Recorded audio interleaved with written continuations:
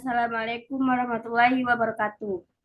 Perkenalkan, nama saya Bikria Ulpa dari NIM C0D020031. Saya dari Prodi Perpajakan kelas F. Di sini saya akan menjelaskan PPT saya yang berjudul Konsep Persediaan dalam Akuntansi Pajak. Yang pertama, saya akan menjelaskan tentang klasifikasi persediaan. Klasifikasi persediaan dapat dibedakan menjadi dua, yaitu yang pertama menurut PSAK nomor 14 2007. Istilah persediaan dalam akuntansi ditunjukkan untuk menyatakan suatu jumlah aktiva berwujud yang memenuhi kriteria yang menyatakan bahwa persediaan adalah aktiva yang pertama tersedia untuk dijual dalam kegiatan usaha normal, yang kedua dalam proses produksi atau perjalanan, yang ketiga dalam bentuk bahan atau perlengkapan untuk digunakan dalam proses produksi. Yang kedua, menurut jenis perusahaan. Persediaan barang diklasifikasikan sesuai dengan jenis usaha perusahaan tersebut.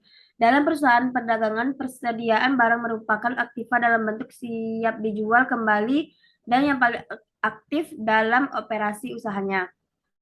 Sedangkan dalam perusahaan pabrikasi atau manufaktur, persediaan barang dapat diklasifikasikan sebagai berikut. Yang pertama, persediaan bahan baku, dan kedua barang dalam proses, dan ketiga barang jadi. Terdapatnya klasifikasi persediaan yang berbeda antara perusahaan perdagangan dengan perusahaan manufaktur adalah karena fungsi dua perusahaan itu memang berbeda. Fungsinya perusahaan perdagangan adalah menjual barang yang diperolehnya dalam bentuk sudah jadi. Dengan kata lain, tidak ada proses pengolahan. Seandainya terjadi pengolahan, maka pengolahan tersebut terbatas pada pembungkusan atau pemberian kemasan agar barang lebih menarik selera konsumen. Sedangkan fungsi perusahaan manufaktur adalah mengolah bahan mentah menjadi produk selesai. Kemudian sistem pencatatan persediaan.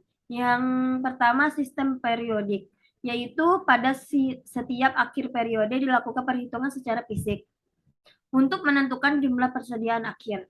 Perhitungan tersebut meliputi pengukuran penimbangan barang-barang yang ada pada akhir suatu periode untuk kemudian dikalikan dengan suatu tingkat harga atau biaya. Perusahaan yang menerapkan sistem periodik umumnya memiliki karakteristik persediaan yang beraneka ragam, namun nilainya relatif kecil. Sebagai ilustrasi adalah kios majalah di sebuah pusat perkantoran dan pertokoan yang menjual berbagai jenis majalah, koran, alat tulis, aksesoris handphone, dan gantungan kunci. Jenis persediaan beraneka ragam, namun nilainya relatif kecil, sehingga tidaknya efisien. Jika harus mencatat setiap transaksi yang nilainya kecil, namun frekuensi transaksi tinggi. Meskipun demikian, sebenarnya pada saat ini alasan tersebut dapat diabaikan dengan adanya teknologi komputer yang memudahkan pencatatan transaksi dengan frekuensi tinggi, misalnya seperti di toko retail. Dan yang kedua, sistem permanen, yaitu melakukan pembukuan atas persediaan secara terus-menerus, yaitu dengan pembukuan setiap transaksi persediaan baik pembelian maupun penjualan. Sistem perpetual ini seringkali digunakan dalam hal persediaan, memiliki nilai yang tinggi dan mengetahui posisi persediaan pada suatu waktu, sehingga perusahaan dapat mengatur pemesanan kembali persediaan pada saat mencapai jumlah tertentu. Misalnya persediaan alat rumah tangga, elektronik atau mesin cuci, kulkas, microwave. Perbedaan penggunaan kedua metode adalah pada akun yang digunakan untuk mencatat pembelian persediaan.